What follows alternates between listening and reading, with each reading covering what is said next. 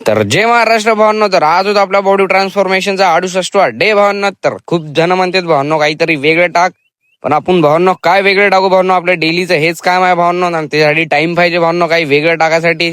तर त्याच्यामुळे आपण काही वेगळं काही टाकू शकत नाही भावांनो. म्हणजे असे मित्र म्हणतात भावांनो काहीतरी वेगळा कंटेंट टाक, तर आपल्याकडे भावांनो टाइमच नाही तेवढा की वेगळा कंटेंट टाकावं भावांनो. आपण डेली कामावर राहतो, त्याच्यामुळे आपल्याला हेच कंटेंट टाकायला लागते, म्हणून आपण तुमचा भौका दिसते दुसरा काही कंटेंट टाकत नाही भावांनो. तरी आपण भावांनो जेवढा चांगला कंटेंट होते तेवढा चांगला कंटेंट टाकायची कोशिश करतो भावांनो. तर आज होता तुमच्या भावाचा शोल्डर आणि ऍब्स भावांनो. तर सगळ्यात पहिले आपण शोल्डर प्रेस घेतला, त्यानंतर रॉडला दादाच्या प्लेट लावून हे मारला भावांनो, मग डंबल घेऊन हे मारला भावांनो साईड वाले. मग त्याच्यानंतर काय तुमच्या भावाचा झाला शोल्डर कम्प्लीट अख्खा. मग त्याच्यानंतर तुमच्या भावानं मारले भावांनो ऍप्स. ऍप्स झाले आपले भावांनो बऱ्यापैकी मारले आपण.